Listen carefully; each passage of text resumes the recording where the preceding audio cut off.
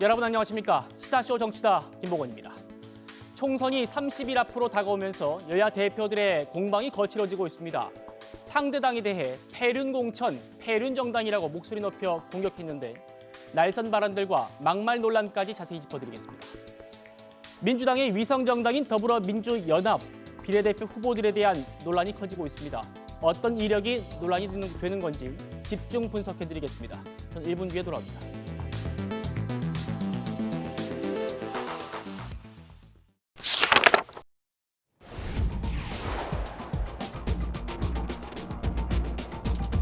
자, 총선이 꼭 한 달 남은 오늘 여야의 네거티브전이 과열 양상을 보이고 있습니다. 민주당 이재명 대표가 패륜, 친일, 극우 같은 거친 단어들을 동원해 공격하니까 한동훈 위원장도 피하지 않고 맞받았습니다. 저희가 준비한 영상 먼저 보고 토론 이어가겠습니다.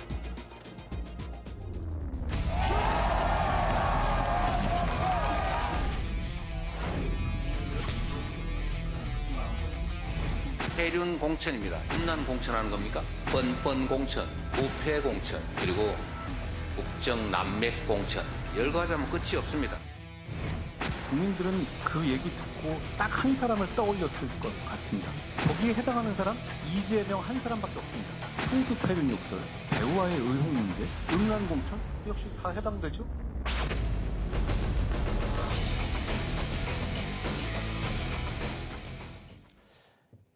여야 대표가요, 이번 총선을 어떻게 규정해야 하는지 그 구도를 제시했습니다. 30일밖에 안 남았기 때문에요. 이재명 대표는 뭐라고 했냐면 윤석열 정부 반국민 세력이니까 심판해달라고 했고요. 한동훈 위원장은 민주당이 운동권 특권 세력과 부패 세력, 종북 세력의 합체니까 심판해달라고 했습니다. 최병무 의원님, 네. 양당이 제시한 이 구도 어떻게 보시는지 총평 먼저 좀 부탁드립니다. 글쎄 뭐 선거 한 달 남겨놨으니까 이제 상대를 악마화하는 저런 구도 뭐 있을 수 있다고 보는데요. 예. 그런 경우에도 이제 일정한 정도의 저는 한계가 있다고 봅니다. 예를 들어서 이제 반국민 세력이다 이렇게 얘기를 하면 불과 2년 전, 2년도 안 됐죠 지금? 2년도 안 된 상황인데 그때 국민들이 윤석열 대통령을 뽑았습니다. 저는 뭐 2년 정도 되는 이 시점에 윤석열 정부를 중간에 한번 심판을 하자라고 하는 건 당연히 나올 수 있는 구도라고 생각을 하는데 예. 그걸 반국민 세력이라고 얘기하는 데에 과연 몇 %나 동의할 것인가 하는 부분에 의문을 제기하고요. 예. 그다음에 뭐 운동권 특권 세력 얘기를 이제 그 한동훈 비대위원장이 하고 있습니다만 그 물론 뭐 종북 세력의 합체 뭐 이런 얘기는 할 수 있습니다. 근데 그 묘하게도 운동권 특권 세력을 그 이재명 대표가 친명으로 상당 부분 교체를 했죠. 이런 점에서 이제 한동훈 비대위원장이 설정해 놓은 민주당의 구도 그것도 약간 좀 흔들리는 측면이 있습니다. 그래서 어차피 이제 양당에서 서로 그 상대방에 대해서 공격하는 포인트에 대해서 유권자들이 어느 쪽에 더 많은 손을 들어줄 것이냐 그거에 따라서 선거 결과가 판명이 되겠지만 지금 현재 뭔가 이렇게 표적을 정확하게 그 꿰뚫었다고 하기에는 조금 양당 모두 좀 문제가 있는 것 아닌가 이렇게 판단이 됩니다. 예, 여야의 공방전 계속해서 저희가 짚어드릴 텐데요. 심리적인 분당 상태라는 말이 나올 정도로 공천 파동을 세게 겪었던 이재명 대표. 어제 예정에 없던 기자회견까지 열고 국민의힘 공천을 강도 높게 비판했습니다. 한동훈 위원장은 하루 만에 이렇게 맞받았습니다. 국민의힘은 그야말로 패륜 공천으로 국민을 능멸하고 있습니다. 국정 실패를 책임지기는커녕 오히려 그 책임자들에게 국회의원 후보 공천장으로 꽃길을 깔아주는 패륜 공천입니다. 이 패륜 공천은 대국민 선전포고 바로 그 자체입니다. 관심을 끌기 위해서 말초적인 얘기를 하는 거잖아요. 패륜이 뭐죠? 패륜, 형수, 욕설, 배우 관련 의혹, 검사 사칭, 대장동 비리, 음주운전, 정신병원 의혹. 너무 많아서 잘 말을 못하겠어요. 이재명 대표가 이재명 대표를 공천하는 것이야말로 패륜 공천이라고 국민들께서 생각하실 것 같습니다. 자, 최수영 평론가님, 이재명 대표가 많은 얘기를 했습니다. 그중에서 이거부터 먼저 시작해 보려고요. 패륜 공방 어떻게 보셨습니까? 저는 그 원래 이 상대를 규정하는 게임을 우리가 프레이밍이라고 그러잖아요. 예. 이제 여야의 프레이밍 전략이 맞붙은 건데 국민의힘이 패륜 공천했다. 사실 민주당의 친명 형제 비명 행사는 정말 익숙한 사자성어처럼 이번 공천 과정을 통해서 많은 국민들이 들었습니다만은 국민의힘의 공천이 감동이었고 그다음에 현역이 많이 살아남았고 이런 점들에 대해서는 많은 국민들이 동의하거나 혹은 뭐 인정할 수 있는 그런 지점들이지만 폐륜이라 하면 우리가 강상윤리를 무시하고 우리가 삼강 도덕을 전부 깡그리 뛰어넘었다는 얘기인데 그게 어디 공천에 있을까요? 근데 저는 잘못 얘기했다고 봐요. 그러니까 이재명 대표가 폐륜 공천을 얘기하는 순간 한동훈 위원장의 말처럼 이 폐륜 공천에 대해서 누가 떠올랐겠습니까? 저는 상대방을 규정하는 게임이 물론 선거구도에서 누가 제대로 규정하느냐가 승패를 가르지만 제대로 규정을 해야죠. 그런데 이재명 대표가 뭔가 지금 당내 공천에 대한 그런 난맥상 이런 것들, 비판 이런 것들 하려고 출구 전략 차원에서 상대를 공격한 것은 좋으나 그러나 공격의 포인트를 저 잘못 짚었다고 봐요. 예. 차라리 무감동 공천이나 당신 그 윤석열 정부를 호위무사들만 쌌느냐 이렇게 공격했다 그러면은 혹시나 사람들이 글쎄 뭐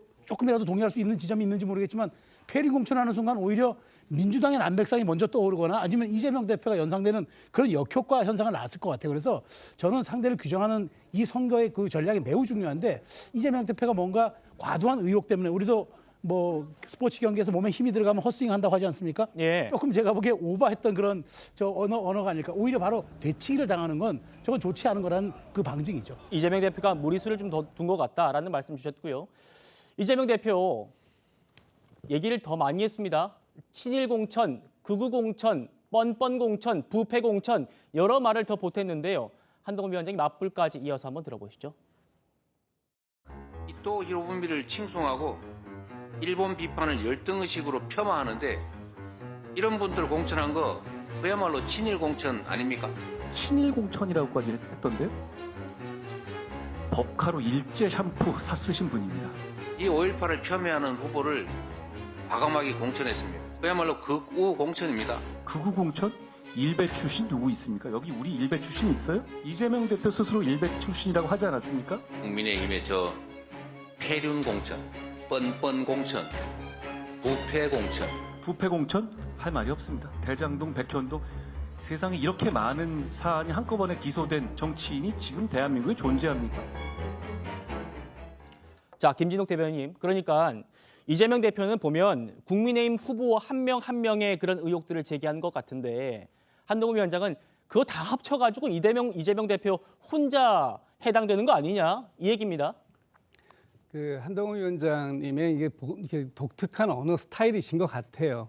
지금 이재명 대표가 얘기하는 거는 오늘 그 기자회견에서 얘기했습니다만 이채양 명주 이태원 참사 그리고 최상병 사망 사건 그리고 양평 고속도로 종점부 변경된 거 명품 수수 명품백 수수 또 주식 조작 뭐 이런 것들 이 윤석열 정부에서 있었던 많은 사건들 중에서 이것들에 대한 정권을 심판해야 되는 선거다라는 이 큰 틀의 프레임을 규정지은 것인데 이 각각의 사안들을 가지고 개별적인 공격을 하는 것은 바람직하지 않다라고 보이고요. 예. 지금 상황에서 그 민주당이 지금 이제 이번 총선을 어떻게 치르겠다라는 게 이제서야 명확하게 나온 겁니다. 그동안은 공천 파동이라고 하는 그런 공천 논란들 때문에 사실 이 민주당이 이번 총선을 어떤 자세를 가지고 가겠다라는 것을 말씀드릴 기회가 별로 없었거든요.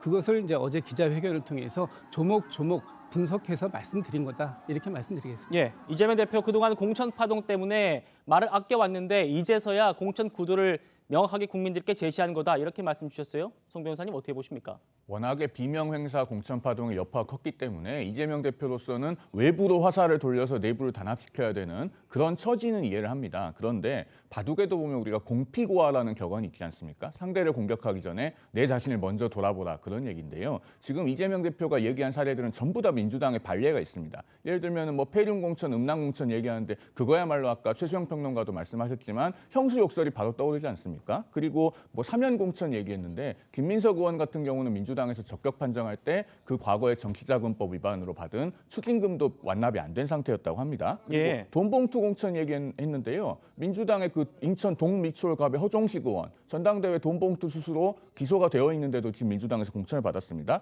그리고 무엇보다도요. 지금 극우 공천 얘기하는데 민주당이야말로 더불어민주연합이라고 하는 위성정당에서 지금 종북 논란이 매우 짙게 들이운 그런 인사들이 상위 순번에 지금 공천 받기 일보 직전에 돼 있지 않습니까? 예, 저희 뒤에서 다뤄볼 겁니다. 그렇습니다. 그런 종북 공천을 그것도 외주화시켜서 하고 있다라는 점에서 이거야말로 더 큰 비판에 직면할 거다 그런 말씀드립니다. 예.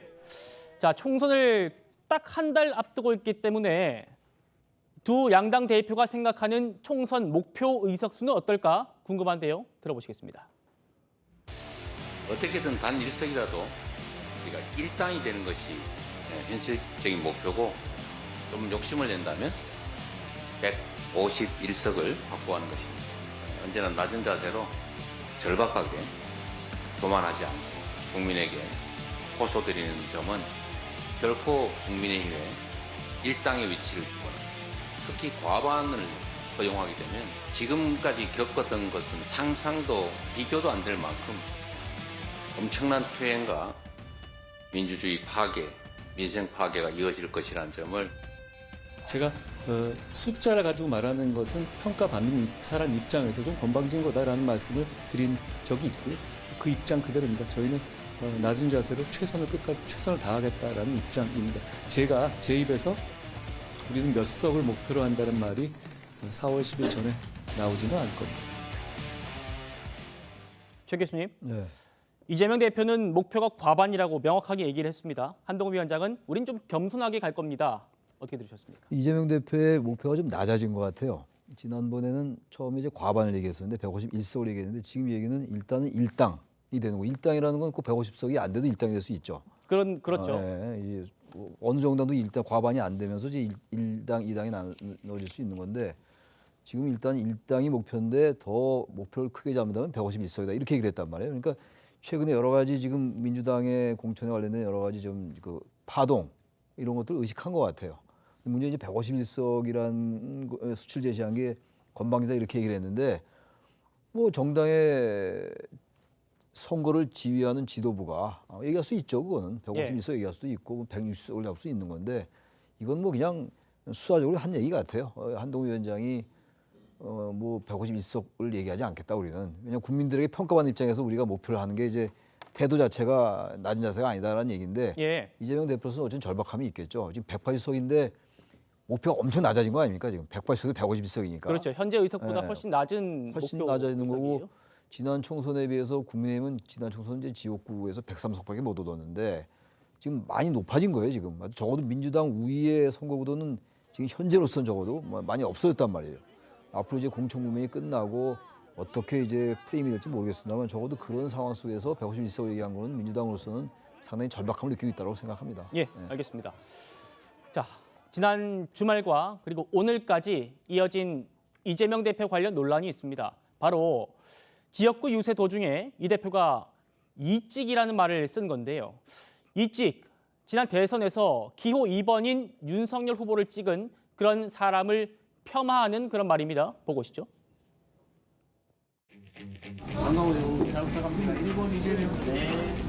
설마 이치가 아니겠죠? 이치가 아니겠죠? 우리는 머릿속으로라도 일찍이니 이찍이니 그런 말은 하지 맙시다. 주권자 국민을 얼마나 우습게 봐야 저런 소리가 나오는지 참 한심스럽습니다. 만약에 제가 어떤 시민 보고 혹시 일찍 아니야? 라고 말했다면 정말 큰일 났을 겁니다. 저희는 이재명 대표의 막말과 천박한 언행에 너무 익숙해져 있는 것 같습니다. 그런 것에 익숙해진다는 건 참 서글픈 일입니다. 정말 해로운 정치고요. 주류 정치인이 대화하다가 자기 안 찍을 것 같은 시민에게 혹시 고향이 어디세요? 혹시 고향이 그쪽 아니세요? 라고 말하는 것. 그건 대한민국 사회에서는 거의 인종차별에 준하는 망발입니다. 본인이 뭐 잘못했다고 얘기는 해놨습니다만 그게 무슨 사과입니까? 송영 변호사님, 이번 논란이 문제가 되는 건 두 가지 이유 같습니다. 첫 번째가 헌법이 보장하고 있는 우리 국민의 자유, 비밀 투표의 자유를 공당의 대표가 훼손할 수 있다는 그런 우려인 것 같고, 두 번째가 국민을 갈라치게 하는 거 아니냐 이런 우려가 나와요. 어떻게 보십니까, 국민의힘에서는? 이 이찍이라고 하는 용어가요, 인터넷에서 사용되는 맥락이 명백하게 멸칭이거든요. 뭐 어떤 분들은 이걸 그 2번 찍은 사람의 그냥 준말 아니냐 하는데 이 단어 자체는 대선 전에는 없던 단어입니다. 지난 대선 때 생겨났고 2번 찍은 사람을 비하하는 멸칭이고 반대로 일찍도 1번 찍은 사람을 비하하는 멸칭이에요. 이재명 대표가 이런 단어를 사용할 때는 이걸 뭐 인터넷을 보든가 해서 이 단어를 배웠기 때문에 쓰는 겁니다. 그렇기 때문에 이거는 멸칭을 일반 유권자에게 사용했다는 비난을 명키 어려운 것이고요. 멸칭이다. 그렇습니다. 그리고 예를 들면은 우리가 조선징이라는 말이 있지 않습니까? 이게 사실은 글자 그대로 읽으면 조선인이지만 그 언어가 사용되는 맥락은 명백하게 한국 사람을 비하하고 제일교포를 비하하는 그런 의도로 사용이 되고 있거든요. 마찬가지 사례라서 이것은 거의 국민의 절반을 비하하는 그런 발언이라서 상당히 심각한 문제고, 어떻게 보면 이재명 대표의 언어에 대한 기대치가 낮기 때문에 이 정도밖에 문제가 안 되고 넘어가는 것이 아닌가 하는 생각이 들 정도입니다. 예, 김진욱 대변인, 당에선 좀 어떻게 보십니까? 이재명 대표가 사과하긴 했습니다만, 왜냐하면 지난주에도 정우택 의원 관련해 가지고 경선을 안 하고 단수 공천 받았다고 이게 명백히 거짓인 허위 사실을 얘기했다가 사과했기 때문에 불과 며칠 만에 또 이런 얘기가 나왔어요. 어떻게 보고 계십니까, 당에서는? 뭐 이재명 대표가 그 지금 실수하신 거에 대해서는 뭐 다 그 공개적으로 인정을 했고, 그에 대해서도 빠르게 또 사과를 했습니다. 이번 이직 발언도 마찬가지고 지난주 정우택 의원 공천 관련된 발언도 마찬가지입니다. 사람이 또 실수할 수 있죠. 지난번 그 정우택 의원의 공천 관련이 단수 공천이었냐 아니면 경선을 통한 공천이었냐, 이 부분에 대한 한 실수를 분명히 또 인정을 했고요. 문제의 본질을 지적하는 과정이었습니다.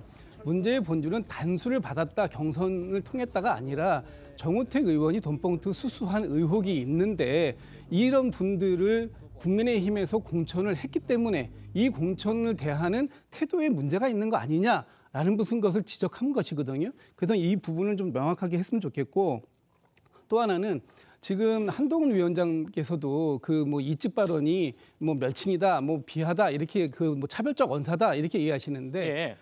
그런 그 논리로 보자면 운동권 출신들을 이번에 뭐 청산하겠다, 이거는 동료 시민에 대한 그 차별적 언사가 아닌가, 이렇게도 볼 수 있는 거기 때문에 이 부분에 대해서는 서로가 앞으로 실수하지 않도록 조심하는 것이 필요한 것이지, 이것이 뭐 인격적 모독이다 아니면 멸칭이다 이런 논란으로 가는 것은 바람직하지 않다, 이렇게 말씀드리겠습니다. 그런가요, 최소영 평론가님? 이 운동권이라는 단어가 어떤 용례로 쓰입니까? 저는 제가 보기에 조금 우리 김 대변인께서 조금 좀 이렇게 너무 나간 지적을 하고 계신 것 같은데, 왜냐하면 우리가 운동권이라고 단어는 일반 명사처럼 쓰는 단어입니다. 말하자면은 우리가 관용구처럼 쓰는 얘기고, 우리가 이제 운동권이라면 국민들께서 딱 아는 586 세대 뭐 이거 아니면은 민주화 운동 세대라고 딱 그렇게 느낌이 오는 건데, 그걸 가지고 이제 그러니까 말하자면 온라인 커뮤니티 상에서 쓰는 이런 말하자면 그 멸칭하고는 좀 비교하면 안 된다고 생각이 되는데, 저는 하이데거가 그런 말 한 적 있지 않습니까? 언어는 존재의 집이라고.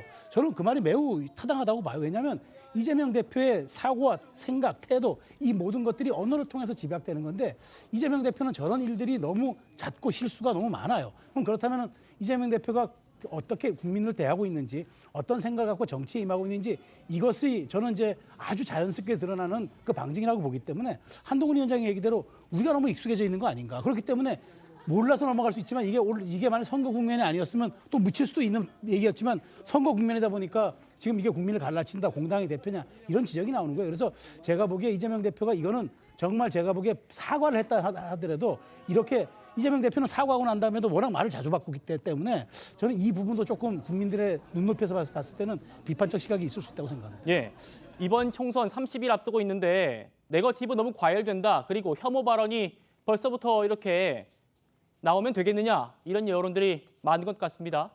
국민의힘은 당 차원에서 적극 비판했고요. 민주당 내부에서도 그건 잘못됐다, 이런 평가가 나왔습니다. 들어보시죠.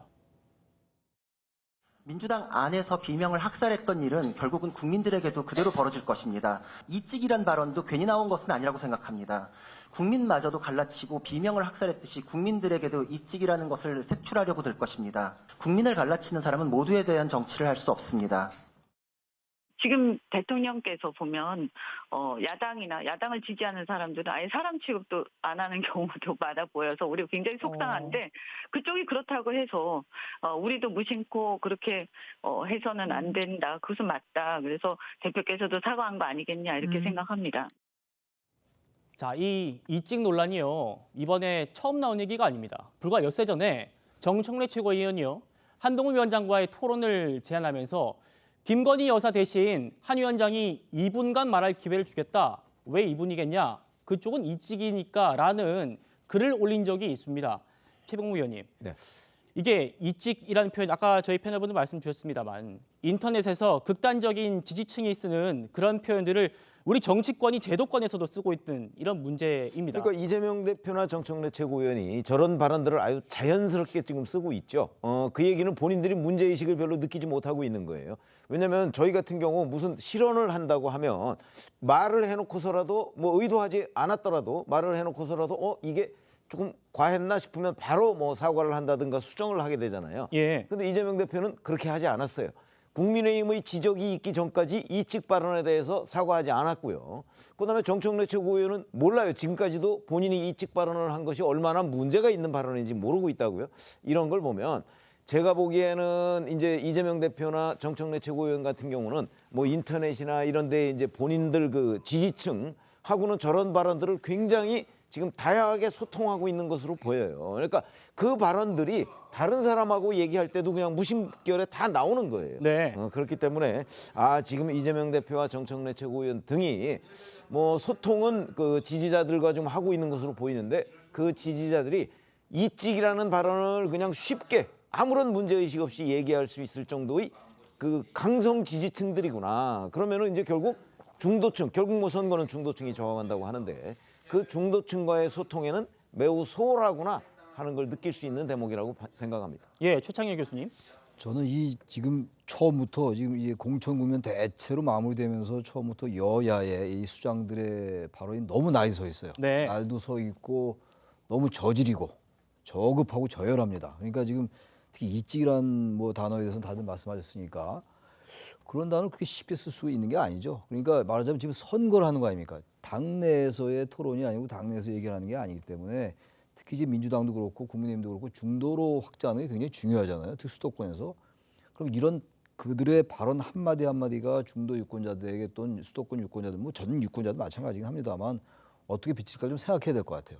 이런 선거를 치르면 뭐합니까? 이렇게 우리도 보통 안 쓰는 단어들이 이렇게 쉽게 폐륜정치, 음란정치 어떻게 이런 말이 나오냐고요. 예. 친일공천 뭐 저는 이런 발언들이 너무나 쉽게 쓰는 것 같아서 너무 언론적인 지적이긴 합니다만 지금 초반이니까 공천국면 받고 또다시 공천 얘기할 거 아니잖아요. 그러니까 폐륜공천 이런 얘기 하지 말고 서로 마찬가지입니다. 민주당도 그렇고 국민의힘도 그렇고 한동훈 위원장도 너무 나서게 비판하지 말고 각자 네거티브 말고 좀 포지티브한 쪽으로 좀 갔으면 좋겠다는 말씀 제가 좀 드립니다. 예, 우리 최 교수님의 따끔한 말씀 정치권에서 잘 받아들였으면 좋겠습니다.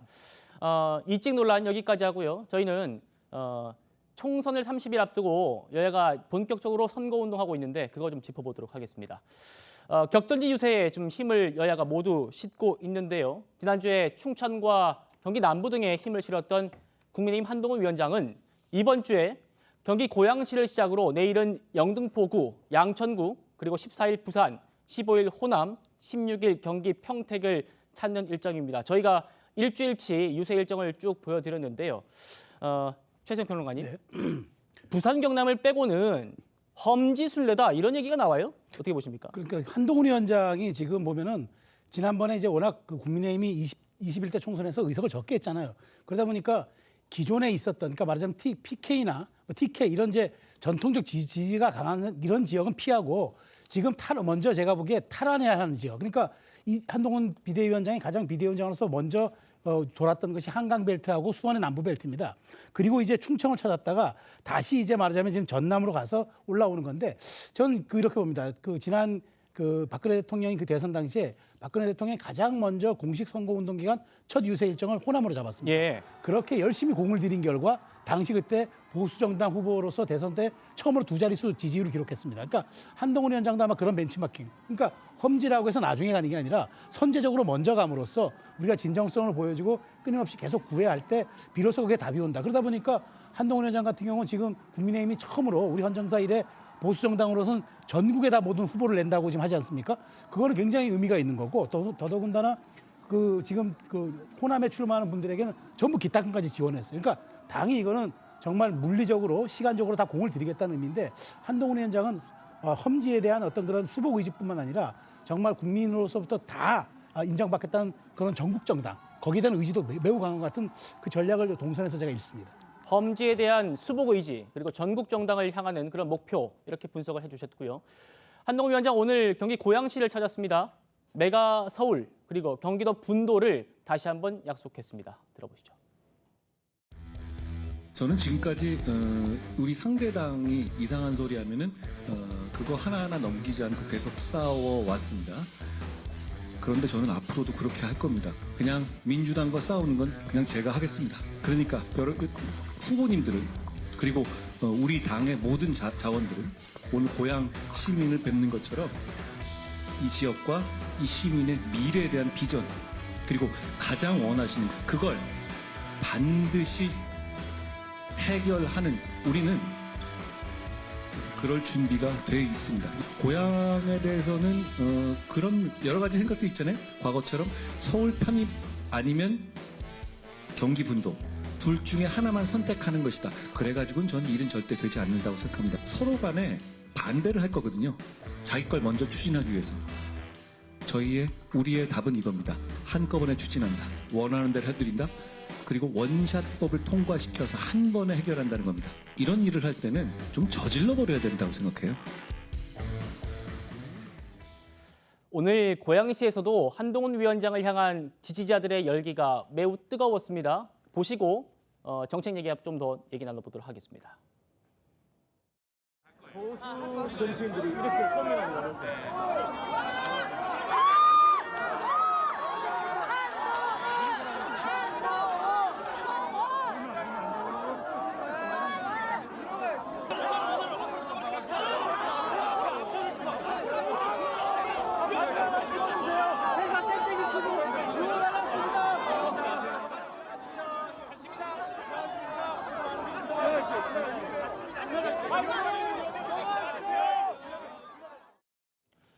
송영길 변호사님, 고양시 지난 총선 때 한석도 국민의힘이 못 얻었습니다. 지금 그래서 험지로 불리고 있는데 보시는 것처럼 여전히 고양시에서도 한동훈 위원장 인기가 있는 것 같고 경기도 분도, 메가 서울 이런 정책까지 제시했습니다. 고양 선거 좀 어떻게 좀 당에서 보고 계십니까? 지난 총선에서 말씀하신 것처럼 4대 0이 나온 지역입니다. 예. 그리고 이 지역에서 절반 정도의 의석은 가져와야 총선에서 어느 정도 유의미한 의석을 확보할 수 있지 않을까 그런 생각이 드는데요. 이 지역에서 지금 저렇게 호응이 많은 것은 아무래도 행정구역 조정에 대한 기대감이 있는 것 같습니다. 이게 예. 어느 정도 적실성이 있다고 보는 것이 그 서울의 현재 경계는 대부분이 언제 형성됐냐면 1962년에 국가재건 최고회의 때 만들어진 겁니다. 62년에 통과가 돼서 63년부터 시행이 됐거든요. 그리고 1995년에 지방자치제가 전면 시행이 될 때는 아주 미세한 조정만 있었습니다. 그러니까 지금 서울의 경계가 60년 전에 만들어졌는데 60년 사이에 생활권이 달라졌고 교통, 통신, 신도시 많은 것들이 달라졌습니다. 그러면은 원점에서 다시 한번 행정구역을 재검토해 볼 필요가 있고 그것을 주민들이 원하는 바에 따라서 결정할 필요가 높은 것이죠. 우리가 그 이름표를 붙여줘라고 하는 그 유행가도 있지 않습니까? 그 고향 시민들이 서울 시민이 되길 원하거나 또는 혹은 경기 북도 도민이 되길 원한다면은 원하는 대로 이름표를 붙여드리고 그 뜻에 맞게 해드리는 것이 도리다 그렇게 생각합니다. 예. 이재명 대표 좀 일정도 좀 살펴보겠습니다. 지난주에 정치 1번지라 불리는 종로를 시작으로 서울 그리고 본인 지역구인 인천 계양을 내서 유세 나섰는데 오늘은 충남을 찾았습니다. 홍성, 천안 그리고 14일에는 충북을 15일에는 부산, 울산을 찾을 예정입니다. 김진욱 대변인께 여쭤볼게요. 이번 주에 충청을 2번이나 방문합니다. 어떤 전략이 있습니까? 지금 아까도 이재명 대표가 이번 그 총선을 어떤 전략으로 치르겠다라고 하는 것을 딱 5글자로 말씀드렸습니다. 이채, 양, 명주. 이 중에서 지금 충청권 같은 경우에는 최상병 해병대 그 20대 청년의 안타까운 죽음에 대한 결과를 지금 밝혀내지 못했습니다. 거의 수사 외압에 대한 논란이 많이 있었는데요. 그 중에서도 신범철 전 국방부 차관이라든지 아니면 임종득 국가안보실 차장 이분들이 국민의힘에서 공천을 받았는데 이분들조차도 책임에서 자유로운 건 아니지 않느냐 하는 부분들을 강조하기 위한 그런 선거 전략의 일환이다 이렇게 말씀드리겠습니다. 네, 말씀드린 대로 이재명 대표 오늘 충청권 표심을 공약하고 있는데요. 그것도 한번 보고 오시겠습니다.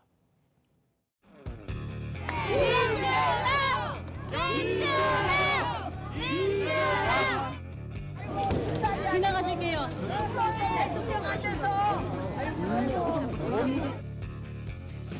여러 가지로 이런저런 규제도 많고 또 꼬투리 잡아가지고 또 재판 보내가지고 괴롭힐 것 같아서 그냥 마이크 없이 이렇게 맨입으로 말씀드리도록 하겠습니다. 이 정권은 어떻게 된 게 야당 대표 안에 밥값은 지가 냈는지는 모르겠지만 제3자끼리 밥값으로 내줬는 거 알았든 몰랐든 그냥 기소해서 재판해 이렇게 해서 재판 끌고 다닙니다 여러분. 그 권력 지가 탁월한 것입니까? 지가 고수 멈춰서 딴 겁니까? 잠시 위임받은 국민의 것입니다. 국민을 위해 써야 합니다. 국민 무서운 줄을 모르면 회초리로 치고 회초리로도 안 되면 몽둥이로 때려서라도 정신 차리게 해야 주인을 배반하지 않습니다 여러분. 주권자를 배반하고 국민을 우습게 하기는 이 독재 정권 반드시 4월 10일 심판합시다 여러분. 최 의원님, 같이 보셨습니다만 이재명 대표 발언 중에 지가라는 얘기가 있습니다. 이게 경상도 사투리로 자기가 이런 얘기입니다만 대통령을 향해서 이런 표현을 썼습니다. 글쎄 이재명 대표가 또 사과할 용어가 하나 생겼다 이렇게 생각이 듭니다. 그 최근 들어서 이제 정우택 그 의원 발언, 그다음에 뭐 이런저런 해서 이재명 대표가 연일 이제 뭐 사과 릴레이를 하고 있는데 저것도 지금 그 사실은 뭐 말을 하다 보면 실수로 실언이 나올 수 있다고 저는 생각을 하는데 예. 곧바로 지금 정정이 안 돼 있어요. 그러면 이제 조금 그 뭐 흥분해서 저렇게 얘기를 할 수가 있는데 그 저 점도 이제 아마 이제 사과를 해야 될 상황이 아닌가 싶은 생각이 듭니다. 저런 식으로 이재명 대표가 대통령에 대한 권위를 전혀 인정하지 않고 있다면 본인도 그 권위를 전혀 그 상대 진영으로부터 인정받지 못할 가능성이 대단히 높거든요. 예. 이렇게 되면 또 막말은 또 다른 막말을 낳는다. 저는 이렇게 판단이 되기 때문에 저 부분은 하루빨리 수정할 부분과 사과를 해야 된다. 이렇게 판단이 됩니다. 김진욱 대변인님, 지가 대통령을 지칭한 걸로 보입니다. 맥락상요. 어떻게 좀 들으셨습니까? 글쎄요, 뭐 그 이 대표의 그 언어 습관일 수도 있는데 이 부분에 대해서는 사실 너무 지금 단어 하나 하나에 대해서 굉장히 민감하게들 반응하시는 것 같아요. 사실 당신이라는 표현도 이게 상대를 얘기할 때 우리가 당신이라는 표현 쓸 수 있지 않습니까? 근데 그게 그 뭐 하대하는 것처럼 느끼게 또 듣는 사람은 그렇게 들을 수도 있어요. 그러니까 오해가 있을 수 있는 부분이 있는데 이제부터는 사실은 이 듣는 사람들이 누구인가, 이 상대 당을 향해서 대통령이나 아니면 한동훈 위원장이나 국민의힘을 상대로 해서만 발언을 하는 것이 아니라 듣는 사람들은 이제부터는 유권자다. 그런 생각을 가지고 말씀을 하는 것도 이제는 필요한 시기가 됐다. 이렇게 봅니다. 최창희 교수님, 네. 여야를 향해서 모두 따끔한 지적을 해주고 계시기 때문에 정리를 한번 부탁드릴게요. 제가 아까도 말씀드렸습니다만 이게 언어 습관이라는 게 우리도 얘기를 할 때 이제 뭐 사석에서는 뭐 얘기할 수 있어요. 그런데 이게 지금 사석이 아니잖아요. 이 야당 대표도 그렇고 이제 여당 대표도 그렇고 여당 비대위원장도 마찬가지인데 이게 지금 보세요. 공천 때문에 지금 여러 이슈가 묻히고 있잖아요. 특히 야당 입장에서 볼 때, 민주당 입장에서 볼 때는 그 정권 심판론이라는 게 야당 선거에 굉장히 중요한 호재임에도 불구하고 예. 그 부분을 스스로 공천 파동이라는 것 때문에 많이 놓쳤다고요 지금. 그 정권 심판론이 희석되면서 저는 선거가 많이 왜곡되고 있다. 그런 점에서 아쉽다는 말씀을 제가 드렸었는데 이걸 또다시 왜 이렇게 하냐고요. 우리 김진욱 대변인 말씀처럼 굳이 이렇게 얘기를 하면 이게 어떻게 이게 유권자들한테 이게 표를 찍겠습니까? 이렇게 해가지고 아예 이제 강성 지지자들이나 원래 이제 그 전통적인 지지자들은 그래도 찍겠죠. 네. 근데 아무튼간에 이 지금 선거라는 게 이번 선거는 제가 볼 때 일당 이당 가늠하기 대단히 어려워요. 지금 압도적으로 바람이 확 불어가지고 되게 어려운 선거 같은데 예. 이런 말 한마디 한마디가 일반 유권자는 예민하게 받아들일 수밖에 없어요. 아까 이제 단어 하나에 너무 민감하다라 말씀드렸는데 그것도 일리가 있는 말씀이긴 합니다만 민감할 수밖에 없죠. 저도 뭐 저하고 비교할 건 아닙니다만 지가 이런 표현을 안 쓰거든요. 친구들 사이에서 이제 나이가 이제 60 너댓 되고 이러니까 없는 사람도 지랄한 표현 잘 안 쓴다고요. 예. 근데 이거 유권자들 앞에서 어떤 대통령 지칭한 용어는 부적절하거든요. 악의가 있는지 악의는 없었겠습니다만 전부 이론적으로 이 논쟁이 가는 거 아닙니까? 지금 우리가 얘기할 게 얼마나 많아요, 이슈나 이런 것들이. 근데 그게 다 묻혀요. 또 막말, 뭐 실언, 이 논란까지 또 뭉치고. 그럼 한 달 다 갑니다. 예. 이런 선거 치료 뭐 합니까 도대체? 제가 맨날 하는 얘기입니다만. 예, 알겠습니다. 오늘 오전에 나온 얘기이기 때문에 이재명 대표의 이 지가 이 발언에 대한 또 입장이 나올지도 저희가 좀 지켜보도록 하겠습니다. 저희는 다음 주제로 넘어갑니다.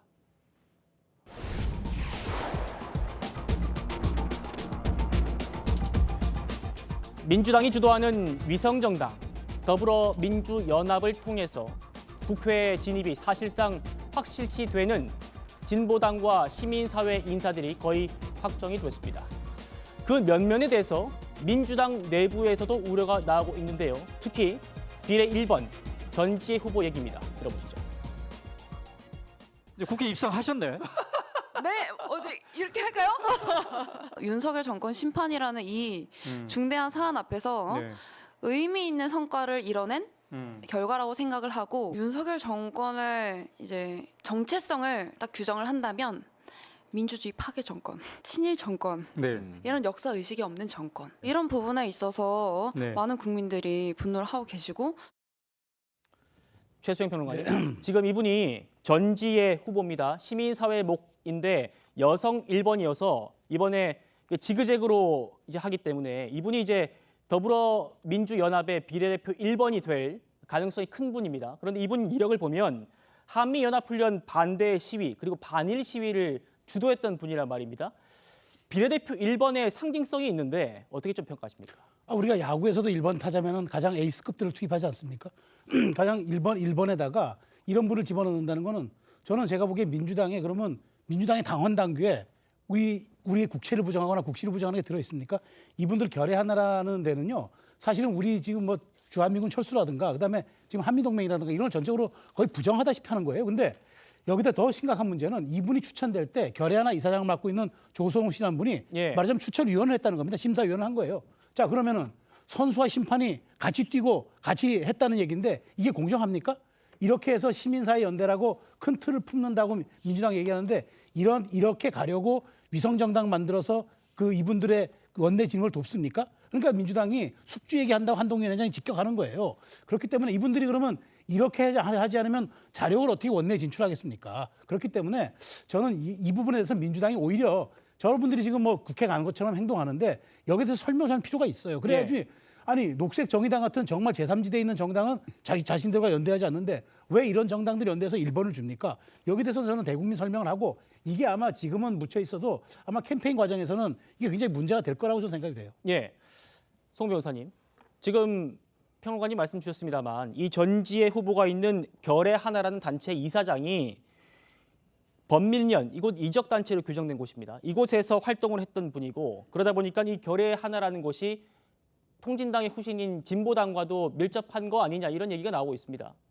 그러니까 사실 뭐 종북 인사라는 논란으로부터 자유롭기가 매우 어렵죠. 말씀하신 것처럼 이 결의 하나라고 한 단체가 범민련, 이적단체로 이건 판결이 났던 곳입니다. 이적단체라고 하는 범민련의 그 매우 밀접한 관계에 있고 이 전지혜라고 하는 분은 청년 결의 하나의 대표를 했다는 거 아닙니까? 그런데 이분이 지금 공식적으로 표방하고 있는 경력은 금융정의연대 운영위원, 금융정의연대 사무국장이에요. 굉장히 어떤 정의로운 일을 하는 시민단체 인사인 것처럼 포장이 되어 있습니다. 그러면은 두 가지 문제가 있죠. 첫째, 과거에는 소위 종북 논란이 있는 인사들이 이렇게 비례 상위 순번으로 무조건 당선되는 순번에 놓인 적이 없습니다. 예를 들면은 황선이라고 하는 분, 그 평양에서 출산했던 사람 있지 않습니까? 그런 경우는 과거에 민노당 비례 9번, 통진당 비례 15번 받아서 당선 가능성이 없는 순번이었어요. 이렇게 비례 1번으로 나온 경우 거의 없고 그다음에 이렇게 어떤 정의로운 시민단체의 경력을 표방하고 있을 때 진짜 시민단체 NGO 중에서 훌륭한 분들도 있을 거 아닙니까? 그분들의 경력도 앞으로 도매급으로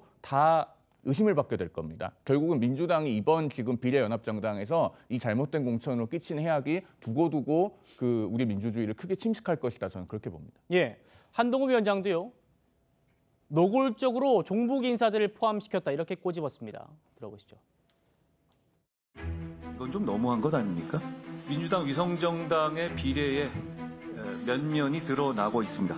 노골적인 종북 인사들이 포함되어 있습니다. 비례 1번 후보의 경우에는 한미연합훈련 반대와 주한 미군 철수를 외치던 단체의 대표 출신입니다. 저는 이재명 대표와 민주당에게 묻고 싶습니다. 민주당의 이번 총선 공약은 한미연합훈련 반대와 주한미군 철수입니까? 반미입니까? 맞으면 맞다, 아니면 아니다 라고 답변하시고 그리고 국민 앞에 설명해 주시길 바랍니다. 김진욱 대변인님, 이재명 대표가 답을 해야 될 것 같습니다만 대신 좀 답을 해주신다면요. 네, 민주당에 대한 오해를 좀 풀어야 될 부분이 있어서 제가 한 말씀, 저 당을 대표하는 입장은 아닙니다만 드리면 민주당은 한미 동맹을 근간으로 하는 우리 한국과 미국의 관계, 우호 관계에 대해서 매우 중요하게 생각합니다. 그리고 그 주한미군 철수라든지 한미 훈련에 대해서 반대하고 있지 않습니다. 그래서 이 부분은 좀 명확하게 해야 될 것 같고요. 오늘 최고위원회에서도 이 문제가 논의가 됐다고 합니다. 매우 심각한 우려를 표하고 있고요. 그리고 원래 이 더불어민주연합이라는 비례 정당을 만들 때 두 가지 목적이 있었습니다. 연동형 비례대표제의 취지를 좀 잘 살려보자.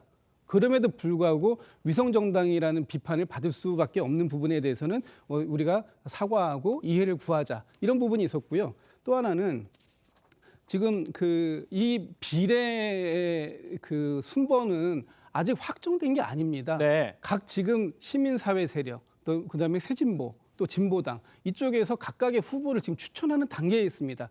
이 진보 연합을 구성하려고 했을 때 합의한 사항이 있습니다. 뭐냐?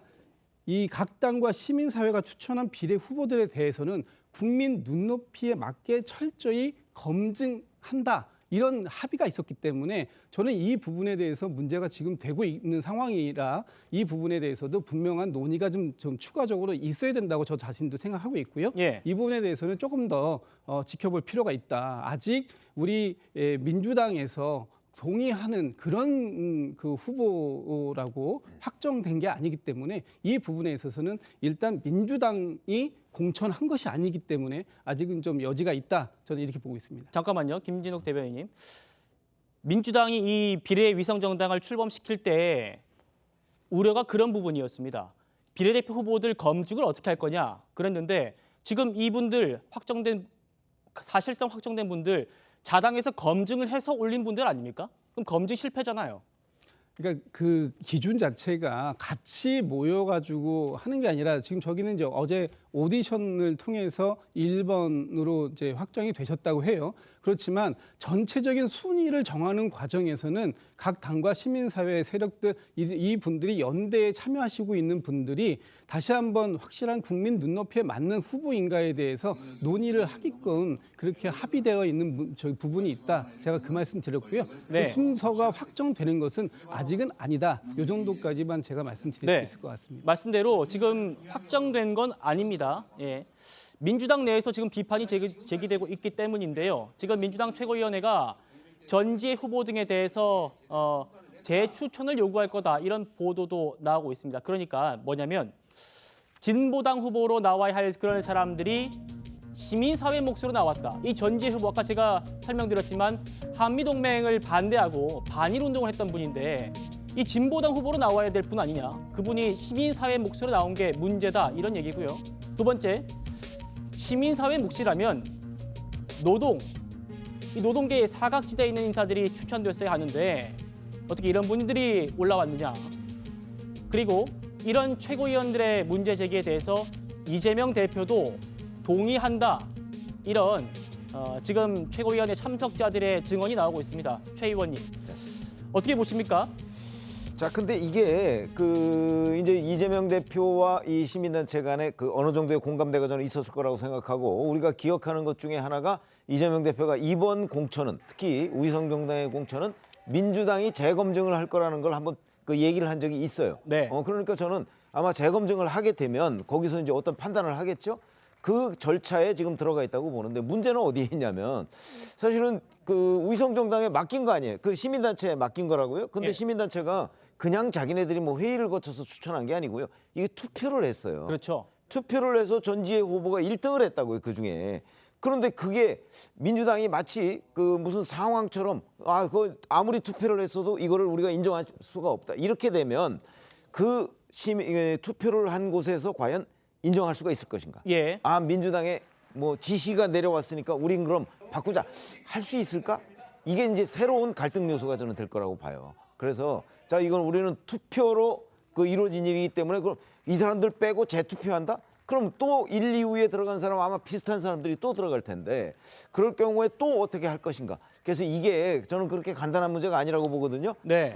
지금 이제 시민단체 몫으로 사실은 진보당 성향의 사람들이 정당이라는 이름을 감추고 시민단체라는 일종의 가면을 쓰고 지금 추천된 거 아니겠어요? 그렇게 되면 지금 민주당 최고위원회에서 얘기했다는 것처럼 원래의 취지대로라면 시민단체 추천 인사, 그러니까 시민운동을 했던 사람들이 추천이 돼야 되는데 전부 다 지금 민주당 뭐 이런데, 아니 진보당 이런 데에서 활동했던 사람들이 왔기 때문에, 근데 이게 문제는 절차상 별로 하자는 없어 보여요. 투표를 통해서 선출됐기 때문에 아마 반발이 좀 있지 않을까. 그래서 당분간 또 이 논란이 계속될 걸로 보입니다. 최 교수님, 그러니까요. 네. 저도 궁금한 부분이 저 대목입니다. 민주당이 전지혜 후보 안 돼라고 하면 철회를 해야만 하는 건 아니잖아요. 그건 아니죠.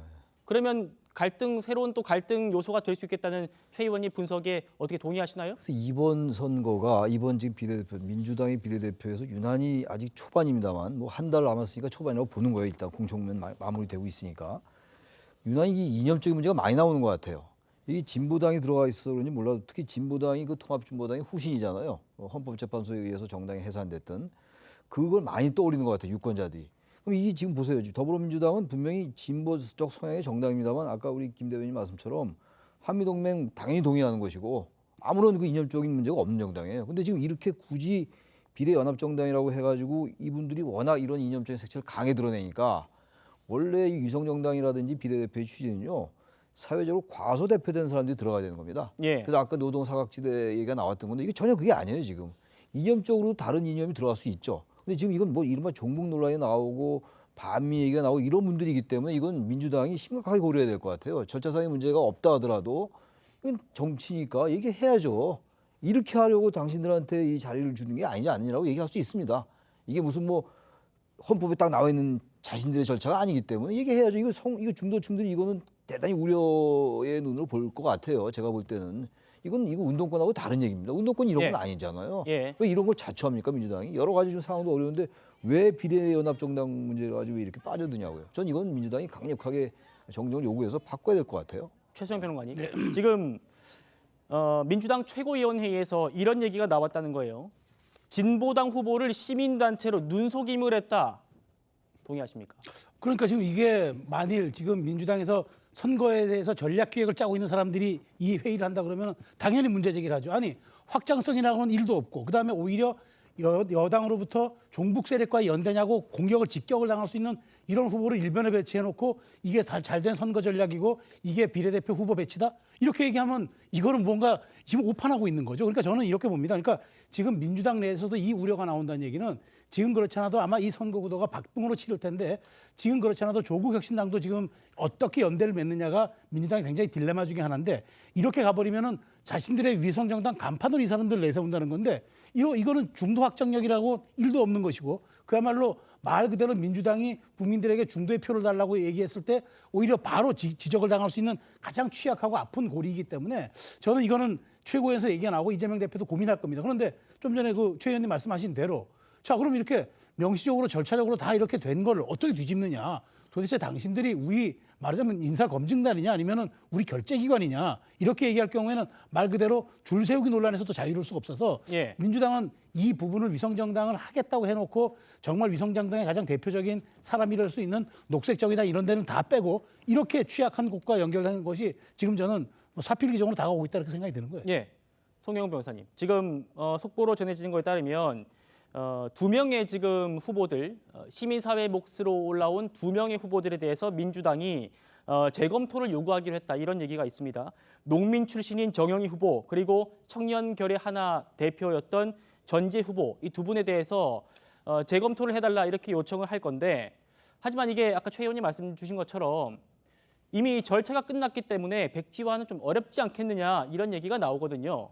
어떻게 보십니까? 백지화가 될지 안 될지는 두고 봐야겠습니다만은 어쨌든 이 문제의 최종 책임자는 이재명 대표라는 걸 부인하기가 어렵습니다. 왜냐하면 자 병립형이냐 연동형이냐 누가 결정했습니까? 민주당 내에서도 80대 84로 당론이 팽팽했는데 이재명 대표 한 사람에게 위임해서 결국 연동형을 유지하겠다고 본인이 결단을 하지 않았습니까? 병립형을 했으면 이런 전지혜 같은 후보를 민주당에서 비례 1번으로 직접 공천할 수 있습니까? 못했겠죠. 그다음에 위성정당을 만들었는데 그 위성정당 대표는 어디서 가 있습니까? 지금 민주당에서 윤영덕 의원하고 영입인재라고 하는 백승하 씨가 공동대표로 가 있습니다. 그러면은 그 위성정당의 의사결정도 결국은 민주당에게 다 정치적 책임이 있는 거예요. 그다음에 이걸 지금 순번을 바꾼다고 하면은 어차피 10번까지는 소위 시민사회, 진보당 등등의 할당이 돼 있습니다. 그리고 민주당 계열의 비례연합정당이 설마 10석도 못 얻을 거라고 생각하는 국민들은 별로 없습니다. 그러면 순번만 뒤로 빼면 해결될 문제인가 싶고요. 그다음에 만약에 이 두 사람이나 한 사람에 대해서는 공천을 철회한다고 해도 통진당의 정치적 후신이라고 할 수 있는 진보당에 이미 세 자리가 할당이 돼 있습니다. 그건 어떻게 할 겁니까? 그러니까 이 모든 문제는 결국 이재명 대표가 연동형을 유지하고 비례정당을 하겠다고 하면서 파생된 문제고 최종 책임은 이재명 대표에게 있다. 그런 말씀드립니다. 마지막으로 김진욱 대변인께 발언 기회를 좀 드리고 정리해서 넘어가도록 하겠습니다. 예, 더불어민주당이 더불어민주연합이라는 저희 정당을 만들 수밖에 없었던 과정에 대해서는 뭐 충분히 뭐 말씀들을 더 안 드려도 될 것 같고요. 어차피 그 뭐 개인의 주장이지만 그 주장을 민주당이 받아들이지 않고 있기 때문에 지금 아마 당에서도 적극적으로 재추천을 요구할 것으로 저는 좀 기대하고 있습니다. 그리고 어차피 이번 선거에 있어서 최종 책임은 방금 말씀하신 것처럼 더불어민주당과 같이 연대해서 지게 돼 있는 상황입니다. 그리고 또 하나의 선거 전략 중에 제일 중요한 것은 지금 조국 혁신당에 대한 교차 투표의 우려가 커지고 있는 상황에서 민주당이 이 문제 때문에 그 빌미를 만들어줄 수밖에 없는 그런 상황으로 가면 안 된다. 그 포인트가 있죠. 네, 하는 부분에 대해서도 당에서 아마 심각하게 고민을 또 고려를 하고 있을 것으로 보고 있기 때문에 조금 결과를 지켜봐 주시는 것도 좋을 것 같습니다. 알겠습니다. 이런 논란 우려에 대해 이재명 대표도 동의를 했다고 하니까요. 조금 더 지켜보도록 하겠습니다. 저희는 다음 주제로 넘어갑니다.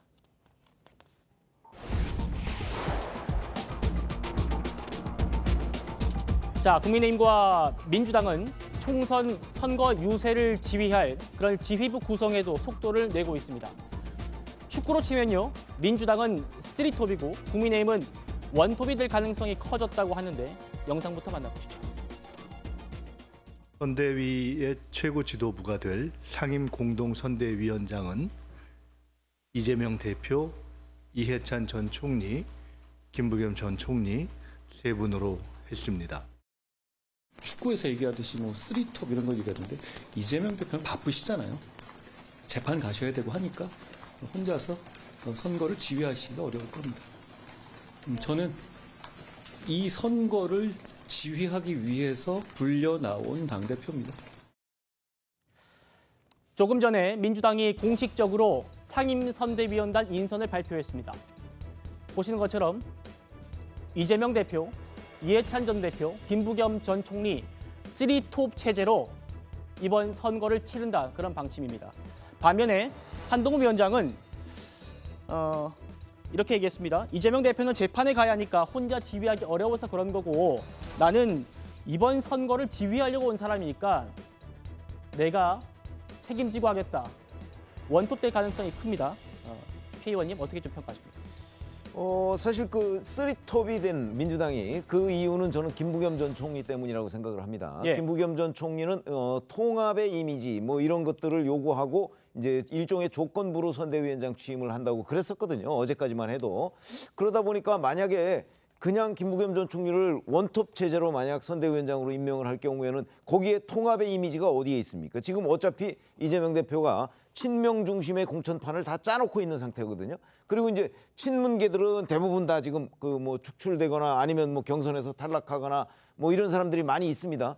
자, 이렇게 되면 결국은 이 쓰리톱으로 가져갈 수밖에 없는 거는 김부겸 전 총리가 내건 여러 가지 조건, 통합의 이미지, 뭐 실질적으로는 아니더라도 외형적으로라도 그런 포장을 좀 씌워줄 필요가 있기 때문에 쓰리톱 체제로 간 것 아니냐. 그러나 실질적으로는 뭐 이재명 대표가 지금 뭐 재판도 재판이지만 자기 선거에서도 지금 그 추격을 당하고 있는 입장이기 때문에 아마 전국적인 선거 지휘하기가 쉽지가 않을 거고요. 이해찬 전 대표 뭐 잘 아시다시피 이해찬 전 대표는 뭐 건강 문제나 이런저런 여러 가지가 그 어떤 그 약점이 있잖아요. 예. 그런 문제로 아마 전국 선거를 뭐 기획은 할 수 있을지 몰라도 실질적인 그 일선주의는 좀 어렵다고 저는 보기 때문에 아마 김부겸 전 총리가 이제 그 사실상의 원톱 체제로 할 텐데 그러려면 이제 그 명분을 주는 차원에서 그냥 쓰리톱 얘기를 한 거라고 봅니다. 최수영 평론가님. 네.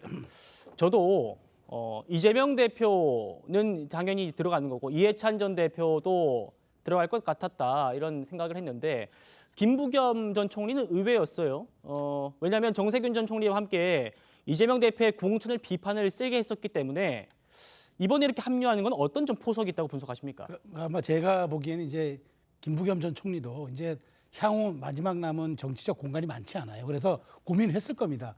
뭐 제가 표현한다면은 나에게 마지막 총알이 한 발 남았는데 이걸 어떻게 사용할 것인가를 많이 고민했을 것 같아요. 그런데 지금 민주당이 위기 상황이 있잖아요. 어쨌든 이재명 대표도 자기 입으로 지금 151석이 목표라고 한다 그러면 지금의 의석보다도 몇십 석을 내려서 하향으로 잡는 거고 그다음에 지금 뭐 정당 지지율이라든가 국정 운영 지지도 그다음에 양당 대표에 대한 호감도 그다음에 공천에 대한 양당의 국민의 평가 이런 모든 지표를 보더라도 민주당이 유리한 게 하나도 없어요. 이 위기 상황에 나가서 본인이 뭔가 역할을 해야 되겠다. 그래서 저는 이렇게 봅니다. 지금 이재명 대표가 사실은 이제 전국 유세가 안 돼요.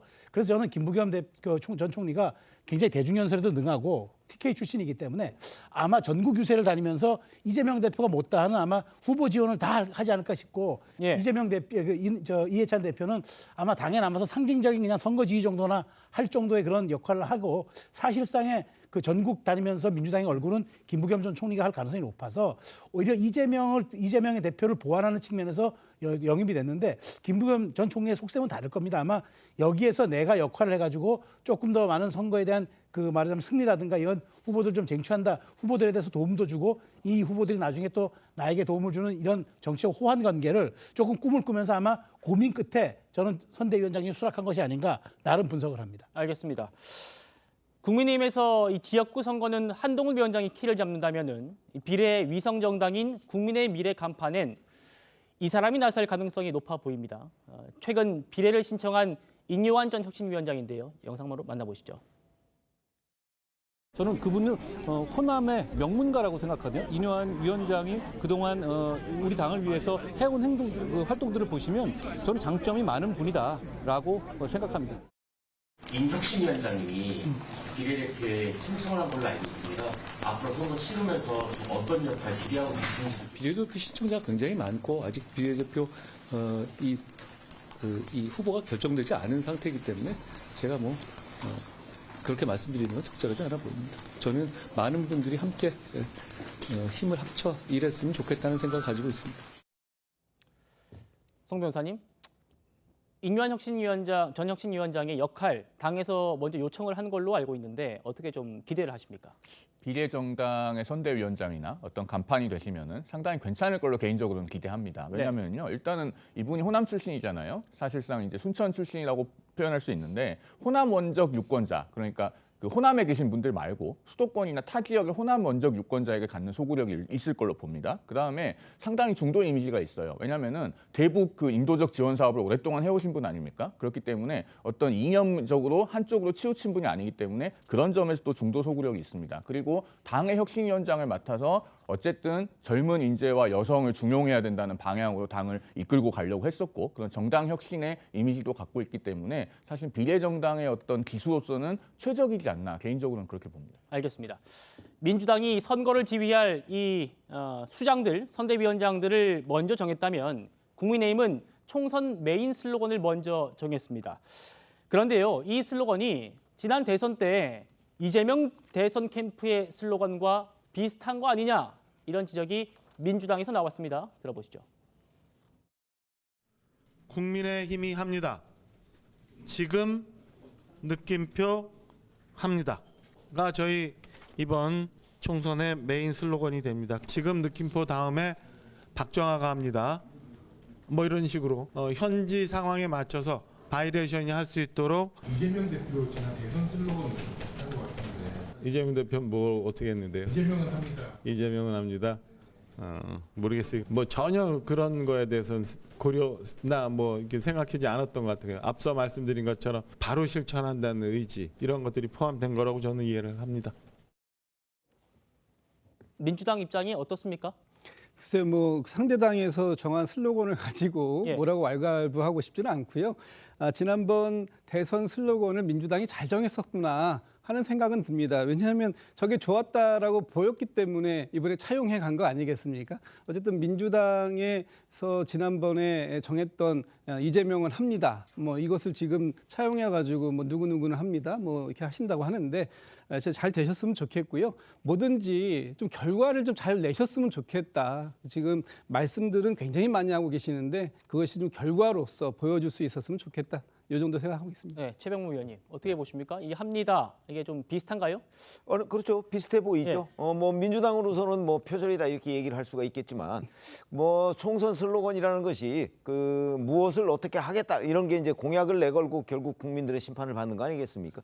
그러다 보니까 뭐 그 갑자기 무슨 하늘에서 뚝 떨어지는 것 같은 슬로건은 별로 없을 거고요. 다 비슷비슷한 양상을 보일 것이다라고 판단이 되고 다만 저런 거를 국민의힘에서 좀 더 잘 포장해서 설명을 하면 이재명은 합니다 그랬는데 이재명은 못했지 않습니까 그때? 그랬기 때문에 그런 거를 이제 국민의힘은 지금 한다고 하니까 그걸 잘 설명하면 또 훌륭한 구호가 될 수 있다고 판단합니다. 네, 알겠습니다.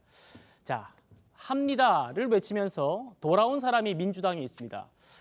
반드시 승리해야 한다라면서 공천 파동에 최고위원직을 던졌던 고민정 민주당 의원이 최고위에 복귀를 했는데요. 13일 만입니다. 최 교수님, 네. 이재명 대표 그리고 홍영표 전 원내대표 이런 분들이 뭐 전화도 하고 찾아가서 만나고 복귀해달라 이렇게 직접 설득을 했다고 하는데 고민정 최고위원의 복귀 어떻게 좀 정치적으로 평가할 만한 부분이 있을까요? 지금 고민정 최고위원은 뭐 친문 인사로 이제 돼 있으니까 지난번에 상당히 이제 강도 높게 이제 공천 행태를 비판했었단 말이에요. 지금 이제 이 공천 국면 대체로 마무리되면서 김부겸 전 총리도 선대위원장 맡고 여긴 뭐 안 나왔는데 일단 얘기가 나올지 모르겠습니다. 임종석 전 실장도 친명인 비명인 그런 거 얘기할 때 아니다 뭐 이런 얘기를 했던 것 같아요. 제가 언뜻 보기에 아까 기사에. 고민정 전 최고도 아마 이런 분위기를 알 겁니다 아마. 자신도 지금 선거 이후에 뭐 선거에서 승리할지 질지 모르겠습니다만 자신의 선거도 그렇고 당 선거도 그렇고 이런 상황 속에서 그냥 가만히 있다가는 명분이 없죠. 당이 이제 새로운 국면 공천 국면을 좀 접고 이제 새롭게 통합의 모습을 보여야 되는 상황 속에서 자신이 친문의 상징으로서 강하게 반발했던 것 이 부분에 대한 정치적 부담이 있을 거예요 아마 그런 부담도 있을 것이고 당내 분위기도 있고 말이죠. 이런 것 때문에 최고위원직이 복귀한 게 아니냐 이렇게 보여집니다. 네. 고민정 최고위원이 복귀하고 또 친문계에 또 상징성 있는 분이 있죠. 임종석 전 실장입니다. 임 전 실장이 침묵을 깨고 나타났습니다. 오늘 자신의 SNS에 백의종군하겠다 이렇게 밝히면서 이재명이 흔들리면 민주당은 무너진다 이렇게 당의 단결을 강조하는 글을 올렸는데요. 최수영 평론가님, 임 전 실장 탈당하지 않고 당에 남아서 지금 선대위원장도 아니에요? 어떤 일을 하겠다는 걸까요? 그러니까 뭐 후위를 도모하겠다는 거겠죠. 근데 저는 이렇게 봅니다. 이제 그동안 지난주에 그 불출마, 그러니까 본인이 이제 더 이상 당의 결정을 승복한다 해놓고 전화기를 꺼놓고 잠적하지 않았습니까? 저 정도 정치인이 이른바 진퇴를 결정할 때, 나아갈 때, 물러날 때를 결정할 때는 어떤 말하자면 국민에게 감동을 주거나 울림을 주는 그런 어떤 언사나 메시지가 있어야죠. 근데 마치 불만이 있는 것처럼 일주일 동안 전화기 끄고 잠적해 있다가 이제 와서 공천이 마무리된 시점에 살짝 한 발 담그듯이 나 배구종은 할 거고 아무 감통 원하지 않으니까 나 그냥 열심히 할게요. 근데 저게 정말 진정성 있어서 나온 얘기인지 아니면 정말 이제 더 이상 시간을 끌기 뭐하니까 마지못해 나오는 것인지 사실 이건 그 평론의 영역에서 좀 헷갈려요. 그래서 차라리 좀 더 그 말하자면 감투도 뭐 의전도 형식도 원치 않는다. 이 얘기가 정말 진정하게 우러나온 건지 아니면 형식적으로 자기가 좋아하는 데만 가서 돕겠다는 건지 저는 저 메시지 자체가 좀 모호하기 때문에 일단 잔류하고 당에 돕겠다는 얘기는 되겠지만 저는 진짜 이재명 대표에 맞설 수 있는 큰 정치인까지 평가받았던 임종석 전 실장이 저는 굉장히 지금 보면은 이렇게 메시지를 내는 타이밍이라든가 뭐 이런 것들이 전혀 제가 보기에 울림도 감동도 없어요. 예. 우리가 흔히 하는 말로 정치에서 그 공간은 되돌릴 수 있어도 시간은 되돌릴 수 없다는 말이 있는데 저는 임종석 전 실장이 이 말이 좀 유념해야 될 것 같다는 생각이 듭니다. 예, 방금 저희가 그래픽으로 보여드렸습니다만 이재명 대표가 임종석 전 실장에게 선대위원장직을 제안을 했는데 임 전 실장이 감투도 의전도 형식도 원치 않는다 이러면서 백의종군하겠다 이러면서 이재명 대표와는 조금 다르게 나는 역할을 하겠다 이런 얘기를 한 걸로 보입니다. 이렇게 뭐 김부겸 전 총리가 합류하고 고민정 최고위원 돌아오고 임종석 전 실장 백의종군하겠다 이렇게 비명계가 단합을 한 것 같습니다만 민주당을 탈당하는 사람도 오늘 추가로 나왔습니다. 바로 비명계 전해숙 전 의원인데요. 들어보시겠습니다. 한동훈 비대위원장은 총선 불출마를 선언하고 시작했습니다. 중도층 국민들 보기에 누가 더 혁신적으로 보일까요? 이재명 대표도 현역 의원입니다. 그 논리라면 계양을도 신진에게 양보해야 현역 물갈이 공천 혁신하는 것 아닐까요? 이재명 대표는 총선 승리를 위해 자기 혁신으로 무엇을 버렸습니까? 전 의원 현직 의원입니다. 제가 잘못 말씀드렸고요. 지금 친명계 이정헌 그 전 앵커에게 경선에서 패해서 이번 공천에선 탈락한 그런 분인데 탈당을 했습니다. 최 의원님, 네. 전해숙 의원의 이재명 대표에 대한 비판 어떻게 좀 들으셨습니까? 글쎄 뭐 본인이 이제 공천에서 탈락을 했기 때문에 그러니까 이제 아마 그 부분에 대해서 상당히 분노를 사귀지 못하고 있는 것으로 보입니다. 왜냐하면 지금 저렇게 나간다고 하면 그 지역에 본인이 출마할 수는 없거든요.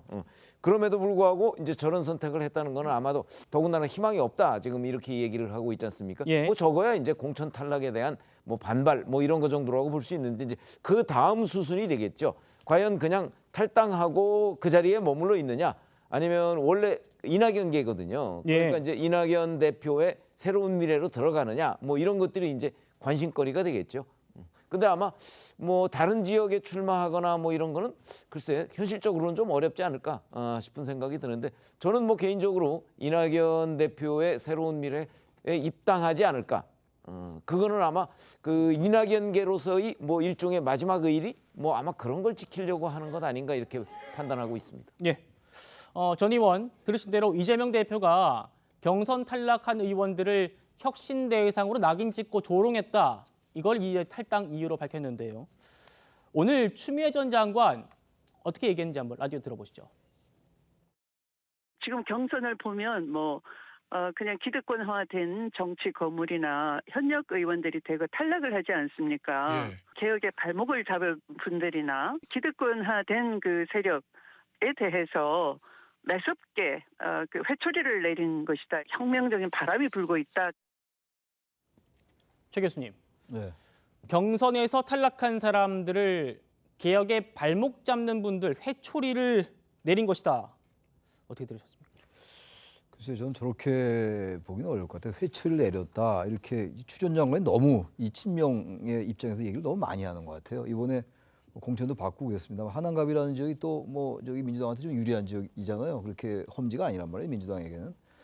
근데 공천에 개혁의 발목을 잡았다 이렇게 보는 게 과연 얼마나 그 설득력 있게 들릴까? 왜냐하면 박용진 의원 같은 분, 뭐 한 사람을 가지고 이 얘기를 비판할 수는 없겠습니다만 박용진 의원의 경우는 민주당에서 뭐 비명이다, 친명이다 떠나서 상당히 함정 얘기를 많이 했어요. 그리고 누구보다도 제가 알기로는 개혁적인 목소리를 많이 냈던 분이에요. 민주당의 박용진. 그럼 그분은 탈락 아직은 안 했습니다만 지금 결선 투표 가긴 갔는데 탈락할 거라는 얘기도 많이 있단 말이에요. 아직 모릅니다만. 예. 박용진 의원은 아직 끝나지 않았으니까. 그럼 다른 의원도 그런 분이 많아. 박강원 의원 같은 분 합리적인 얘기 많이 했잖아요. 근데 그분이 탈락했는데 그럼 개혁에 반개혁적이겠냐 이렇게 얘기하기가 어렵다고요. 좀 그래서 추 전 장관이 친명 입장에서 얘기를 하는 건 좋은데 너무 이렇게 단정적으로 얘기하는 건 좀 적절치 않아 보여요. 네.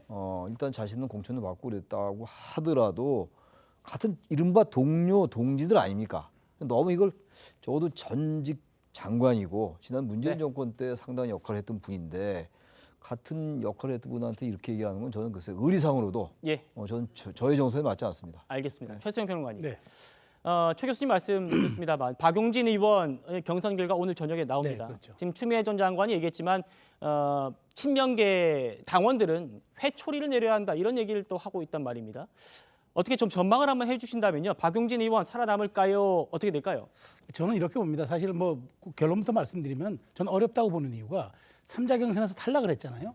근데 이제 탈락을 한 분이 이제 이승훈 변호사인데 이승훈 변호사가 어쨌든 정봉주 전 의원을 지지하겠다고 말하지 않았습니까? 그렇다면 저는 낙선한 후보의 표가 어디로 가느냐는 사실 결선 투표에서 매우 중요한 상수입니다. 그건 변수도 아니고. 그런데 이미 그렇게 해버렸으니까 현실적으로 굉장히 불리할 수밖에 없는 구조고 또 하나는 지금 사실 여기에 대해서 결선에서조차 30% 감산 페널티를 주잖아요. 우리나라 법에서도 이중 처벌은 금지하고 있습니다. 근데 1차 경선에서 한 분을 결선까지 이걸 다시 이중 처벌한다는 거는 저는 이건 박용진 의원에 대해서 이거는 타겟형 이걸 처벌이라고밖에 볼 수가 없어서 저는 이미 물론 이제 그 민주당 당원들 사이에서도 박용진만큼 살려서 우리 민주당이 다양성 있는 정당, 건강한 정당이라는 걸 보여주자는 분위기도 있을 수는 있겠으나 그렇게 하기에는 저는 이미 분위기가 너무 과도하게 흘러갔기 때문에 저는 현실적으로 정말 사실 여기서 이기려면 60%를 받아야 되는데 과연 그게 가능할까? 좀 사실 조금 버겁다는 생각에 저는 제 생각이 있습니다. 예, 박용진 의원의 강북을과 함께 또 발표돼야 할 곳이 있습니다. 바로 서대문 갑인데요. 여기가 이제 청년 전략 특구였는데 성치훈 후보를 떨어뜨리고 대장동 변호사였던 김동완 후보를 올려서 또 문제가 됐던 그런 논란이 됐던 그런 분입니다. 그런데요, 여기에 친명 또 핵심 인사로 꼽히는 김지호 부대변인이 지난 9일에 자신의 SNS에 김동완 후보를 나 지지한다 이렇게 글을 올렸다가 지금 이겁니다. 지금은 이제 삭제가 된 글이라고 하는데 김지호 지금은 대변인인가요?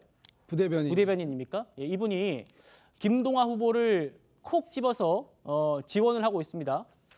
자, 그래서 또 논란인 것 같은데 송영훈 변호사님, 여기가 친명 명심이 작용해가지고 후보를 공천하는 거 아니냐라는 논란이 있는 지역구입니다. 어떻게 보십니까? 그러니까 그런 논란이 있을수록 당대표의 측근이라고 하는 분이라면은 자중해야죠. SNS도 매우 신중하게 올리고. 그런데 지금 민주당 같은 경우는요, 이 소위 친명이라고 하는 분들 SNS상으로 자제를 하지 않습니다. 사실 우리가 선거를 해보면요, 되는 선거를 할 때는 그 위에서 SNS도 자제하라는 어떤 그 기율이 딱 내려오고 그런 거가 굉장히 당에서 잘 지켜집니다. 사고가 안 나요. 근데 이분 같은 경우는 해시태그로 이렇게 김동아 이렇게 쓰고 서대문 갑 쓰고 했는데 그걸 이제 언론사에서 전화가 가니까 문제가 되면 지우겠다 하면서 선거 운동을 한 건 아니다. 이름만 적었다 이런 식으로 얘기했다는 거 아닙니까? 네. 사실은 잘 되는 선거에서는요, 이렇게 영이 서지 않을 수가 없습니다. 이분이 그냥 부대변인도 아니고 당대표 정무조정실 부실장 직함을 갖고 있잖아요. 이 부실장이라고 하는 건 민주당에서는 일개 비서도 아니라고 하던데 그렇다면 SNS는 당연히 신중하게 해야 되지 않나 그런 생각이 듭니다. 예,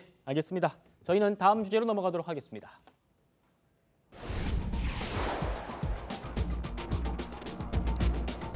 자, 총선이 한 달 남으면서 지역 선거 분위기도 후끈 달아오르고 있습니다.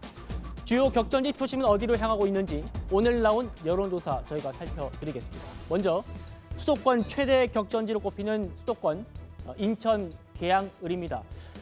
이번 조사는요, 선거구 조정한 그 결과가 반영된 첫 조사라서 눈길이 가는데요. 여기서 민주당 이재명 대표 43%, 원희룡 후보 35%입니다.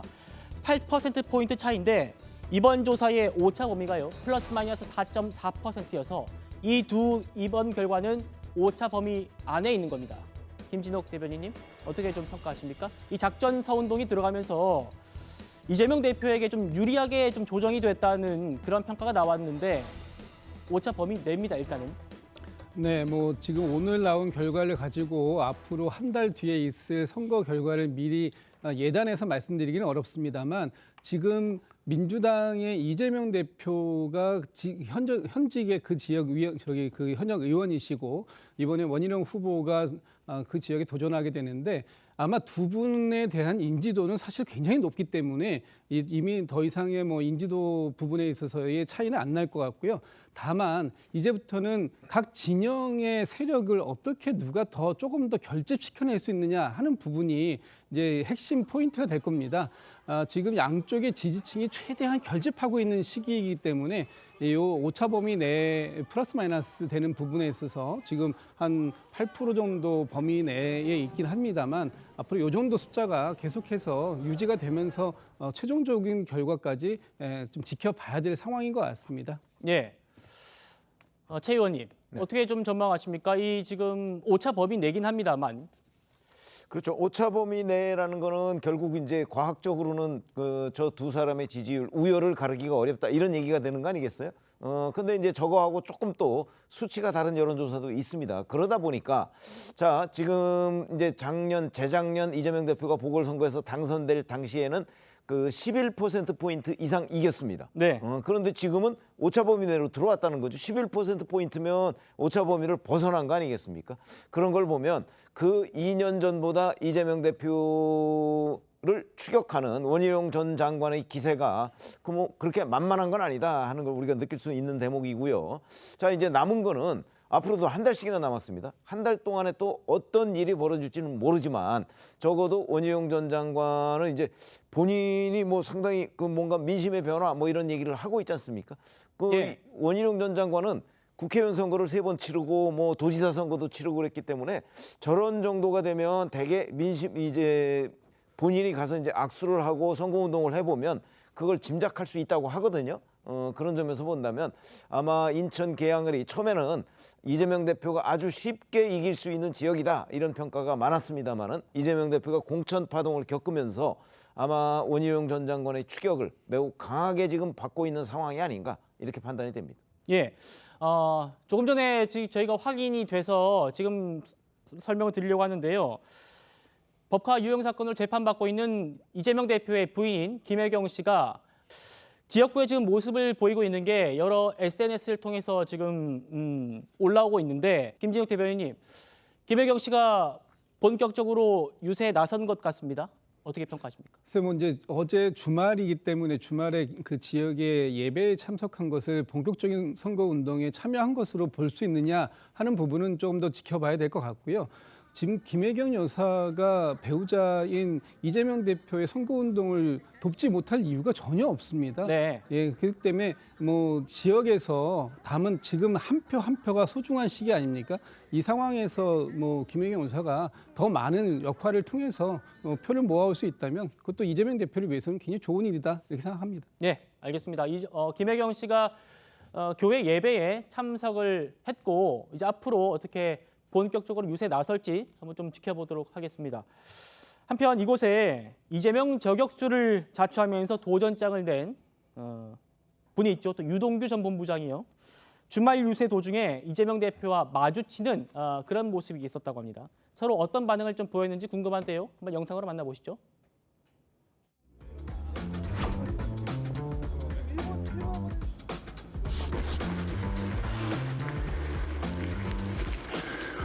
제가 볼 땐 이재명이 정보 듣고 도망간 것 같아요. 도망가는데 선수라서 이쪽으로 가고 있다고.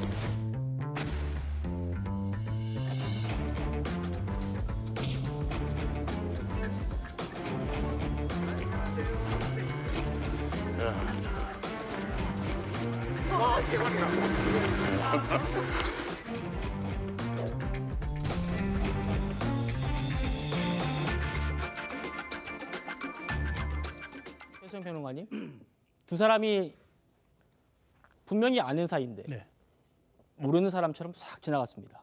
어떻게 보셨습니까? 저는 제가 그 이번 원희룡 명령대전 외에 주목할 만한 포인트가 또 하나 생긴 게 바로 저 장면인데요.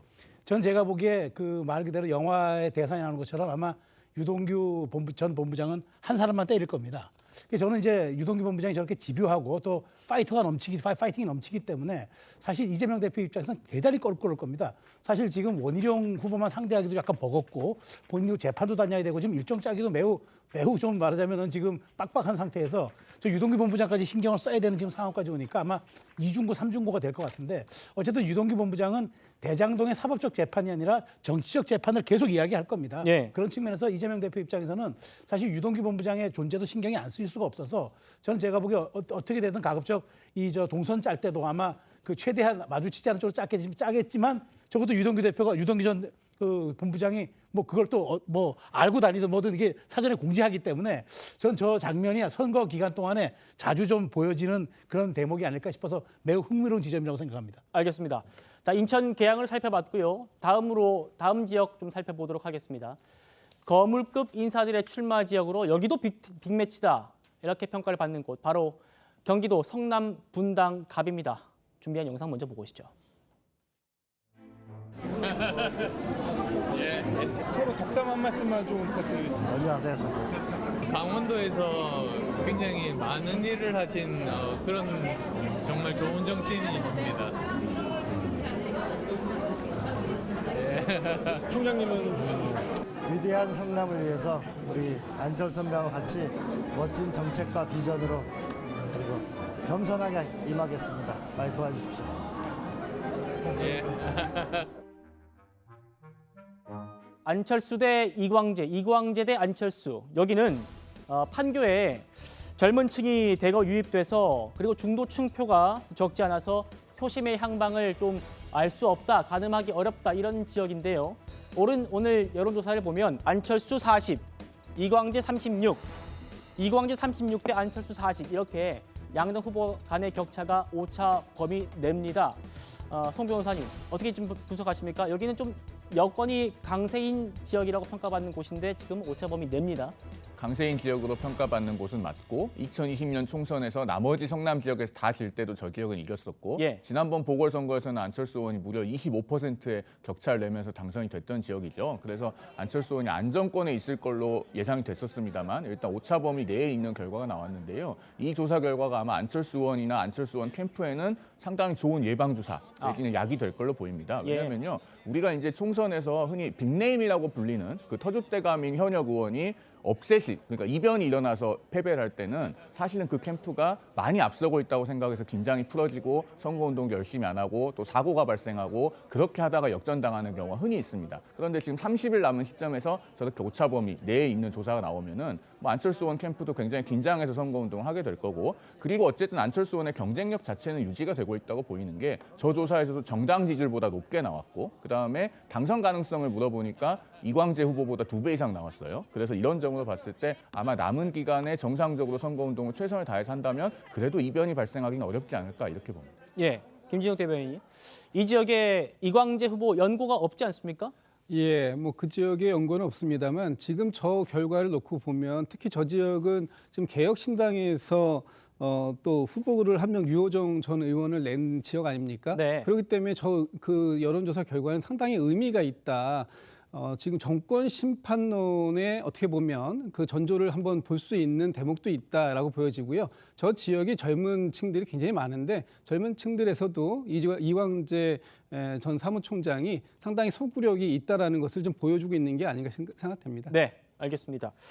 자, 그리고 마지막으로 야권 강세 지역으로 꼽히는 서울 마포를 한번 좀 살펴보겠습니다. 이곳은요, 운동권 매치로 굉장히 뜨거운 감자로 떠올랐던 그런 곳이기도 하죠. 영상으로 만나보시죠. 한동훈 비대위원장이 운동권 청산을 목표로 내걸었는데 운동권 청산이 될 것 같습니다. 국민의힘 내부 운동권 청산. 원래 빈깡통이 좀 요란하지 않습니까? 그래서 컨텐츠를 얘기해야 되거든요. 그게 아마 머릿속에 안 계신 것 같습니다. 저는 면접 보기 전날까지 생선 손질하던 사람이에요. 홍어 손질하다가 올라왔거든요. 예. 그러니까 저는 생선 장수입니다. 생선 장수. 이 정청래 후보는 20년 동안 정치꾼으로서 역할을 했잖아요. 자기 진영을 위해서 앞장서고 하는 활동을 주로 한 분이라 이렇게 저는 보거든요. 그래서 이번 선거는 생선 장수 함은경 대 예, 20년 정치꾼 정청래의 싸움이라고 저는 규정하고 싶습니다. 자, 함은경 후보가 들으신 대로 생활인데 정치꾼 구도로 각을 세우면서 추격 중이긴 합니다만 이 정의원의 지지세가 만만치 않습니다. 정청래 후보 44, 함은경 후보 28. 저희가 짚어드린 주요 격전지 가운데 유일하게 오차 범위 밖에 있다는 그런 결과가 나왔습니다. 최 의원님, 어떻게 보십니까? 충분히 좀 반전이 가능할까요? 그러니까 아니면... 이 지역은 한동훈 비대위원장이 사실은 김경률 비대위원을 공천할 것처럼 이렇게 손을 들어줬던 지역인데 그게 그랬죠? 이제 문제가 되고 사천 논란이 빚어지니까 이제 함은경 씨로 교체를 한 거 아니겠습니까? 근데 이 구도 자체가 정청래 최고위원이 이 지역에서 지금 여러 차례 했고요.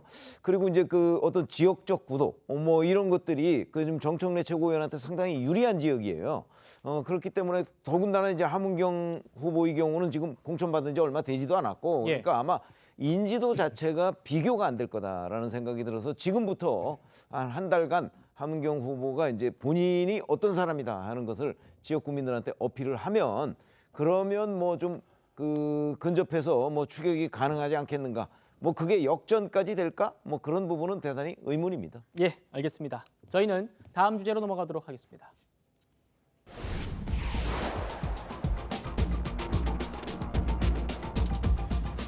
이심 실형을 선고받고도 물론 대법원 아직 남았습니다. 창당을 강행한 조국 대표의 조국혁신당 지지율 상승세를 타고 있다는 소식 저희가 몇 번 전해드렸었는데요. 그런데 세대별 지지율에는 조금 다른 해석해볼 부분이 있는 걸로 나타났습니다. 보겠습니다. 조국혁신당의 연령별 지지율입니다. 30대, 40대, 50대, 60대, 70대 이렇게 되는데 40대, 50대에서 가장 좀 지지율이 많이 나오는 것 같고요. 60대에서도 8%가 나옵니다. 저희가 그런데 주목하고 싶은 부분은 여기입니다. 10대, 20대죠. 20대의 지지율이 0이 나왔습니다. 그러니까 이번 조사의 표본에서 단 한 명도 20대의 단 한 명도 이 조국 혁신당을 지지하지 않는다고 얘기한 겁니다. 젊은 세대들의 그런 평가가 적나라하게 드러난 셈인데요. 최수영 평론가님, 네. 아무래도 뭐 어떤 뭐 입시와 관련된 그런 지점이 있지 않을까 싶은데 어떻게 분석하십니까? 조국 신당의 제 1호 공약이 뭡니까? 대입 기회균등이요? 본인이 자녀 스펙 비리 혐의로 유죄 판결을 받은 분이 그 대입에서 기회균등을 보장하겠다고 얘기합니다. 이 엄청난 아이러니와 말하자면 이 내로남불을 20대가 어떻게 받아들일까요? 아니 정말 정작 본인은 그걸로 유죄 판결 받아놓고 그 신당의 1호 공약으로 젊은이들의 기회를 균등하게 보장하겠다? 이 괴리된 것에 대한 저는 평가라고 봅니다. 그러니까 저는 조국 신당이 이렇게 생각합니다. 저는 어쨌든 지금 말하자면은 민주당에서 이탈하는 세력들을 끌어안는 데는 성공을 했지만 그럼에도 불구하고 조국 혁신당이 지금 말하자면 저렇게 뭐 말하자면 민주당의 이탈 세력에 대한 방파제 역할을 하고 그다음에 그 어떤 공약 같은 거 잘 내세우지 못하고 일종의 말하자면은 그 뭐 전과가 있는 분들이라든가 아니면 불출마 선언했다 번복한 분들 이런 분들로 놓고 계속 간다 그러면은 지금은 주목도를 받지만 사실 나중에 했듯이 제1당과 2당의 구도가 팽팽하게 가거나 할 경우 아니면 민주당이 약간 조국 신당과의 거리를 두기 위해서 공식적인 메시지를 낼 경우 이럴 경우에는 저는 어쨌든 지금의 파이가 계속 유지될지는 저는 의문이 있어서 어쨌든 20대에서 정말 하나의 지지도 받지 못하는 조국 혁신당이 과연 저게 제3지대 정당으로 유효한 것인지 제가 보기에 저거는 계급 정당은 모르겠습니다만은 계층 정당으로서는 아마 역할을 못할 것 같은 그런 생각이 듭니다. 예, 과거 조국 사태 때 공정과 정의라는 가치를 중시하는 우리 2030 세대들이 얼마나 분노했었는지 그들의 목소리를 한번 직접 들어보시죠. 누구보다 공정과 정의의 가치를 외쳐온 조국 후보자가 자신의 사회적 지위와 불평등을 세습하기 위해 모든 노력을 다하는 그 모습에 우리는 분노하는 것입니다. 왜 본인은 정작 붕어, 개구리, 가재를 희생시키고 하천 밑바닥을 기는 남의 여의주를 뺏어서 자신의 딸을 용으로 만들려고 했던 것입니까? 저희 젊은 세대들이 가장 분노했던 것이 무엇이냐? 조국 사건. 만약 코로나가 아니었다면 계속 풀집회 대상이 이번 정권이 시도 무죄가 나온다고 합니다. 자, 이렇게 청년층 지지율이 저조하니까 조국 대표가 속내를 털어놨습니다. 보겠습니다. 20대는 조국 혁신당 대해서 관심 없을 뿐 아니라 정치 자체에 대한 관심이 없는 것 같다. 우리 당을 포함해서 기성정당과 세대 모두의 책임이다 이렇게 얘기를 했는데요. 최창규 교수님, 20대가 정치 자체에 관심 없고 그 책임이 기성정당의 책임입니까? 어떻습니까? 정치 자체의 책임 없으면 제가 강의를 못하죠. 제 강의에 이번 학기도 꽤 많이 들어왔던데 두 강좌하고 있는데 이렇게 말하는 건 좀 아닌 것 같아요. 자신이 20대로부터 지지를 못 받는다고 해서 이렇게 20대를 정치에 관심이 없다라고 얘기하면 어떡합니까? 이것도 저는 너무 자신의 입장에서만 얘기하는 것 같고 아까 지금 이제 앵커께서 조국 사태를 거론하셨는데 제가 사실 이른바 진보적 이슈에 대단히 동의하다가 요즘 이제 스탠스가 애매해진 게 개인 얘기입니다만 제가 2019년 조국 사태 때부터예요. 왜냐하면 조국 사태라는 게 전 진보적 의전항이 있어요. 한국 사회도 있고 세계적으로도 있는데 그 당시 조국 전 장관, 조국 그 교수가 보여줬던 거는 진보적 의제가 아니거든요. 굳이 사법적인 측면이 아니라 하더라도 말이죠. 근데 이제 어쨌든 그 조국 그 때문에 민주당이 민주화 이후에 처음으로 정권을 뺏겼다고 저는 보는 것이고 조국 사태 때문에 단명했던 정권 아닙니까 문재인 정권이. 그리고 난 다음에 민주당도 공식 사과도 했어요. 이재명 대표도 사과했고. 근데 이제 지금 비례 위성정당은 아닙니다만 거의 같은 지금 형태를 띠고 있다고 저는 생각합니다. 왜냐하면 지역구에 한 명도 안 내겠다는 거 아닙니까? 지역구 한 명도 안 내고 비례대표 내겠다는 거니까 사실상 비례 위성정당이나 마찬가지죠. 민주당과 어떤 형태든가 연대로 보이는 건데 이제 다시 이렇게 지지율을 많이 받고 있고 뭐 지지를 받는 거야 이제 그건 당연히 그럴 수 있어요. 있습니다만 이제 와서 다시 조국 사태를 거론하게 되고 말이죠. 자녀 입시 비리로 어쨌든 2심에서 실형까지 받았고 대법원 판결은 안 났습니다만 다시 조국이라는 이런 그 이슈가 떠오르면서 조국 혁신단으로 이름까지 그렇게 넣었단 말이에요. 연상할 수 있게끔 말이에요. 이런 게 한국 정치의 아이러니다. 저는 생각해요 진짜. 조국의 강을 또 어떻게 설명을 해야 되는 거 아닙니까 민주당이 지금. 민주당이 처음엔 연대에 대단히 선을 긋다가 지지율이 좀 좋아지니까 다시 또 애매해진 것 같긴 한데 민주당이 가치지향적인 정당이 돼야 된다고 생각합니다. 그건 어쨌든 간에 2심에서 실형을 받았잖아요. 대법원 판결이 안 났다 하더라도. 그래서 20대가 이 전 지지율이 안 난 거라고 봐요. 근데 이거를 지금 정치 자체에 대한 관심이 없다라고 이렇게 단정하면 되겠어요? 그럼 저 같으면 강의 못하게요. 그건 말이 안 되죠. 알겠습니다. 이렇게 2030 세대는 좀 외면을 하는 그런 경향입니다만 그럼에도 불구하고 조국 혁신당의 지지율은 계속해서 상승하는 그런 모습입니다. 심지어요 비례정당 투표에서 조국 혁신당을 찍겠다는 그런 응답자가 민주당 비례연합정당보다 더 높은 지지율을 받는 그런 조사까지 나오고 있는데요. 그러다 보니까 민주당 총선 관련 행사와 유세에서는 비례정당 표도 민주당에 몰아달라는 그런 일명 몰빵이 빠지지 않고 등장하고 있습니다. 들어보시겠습니다.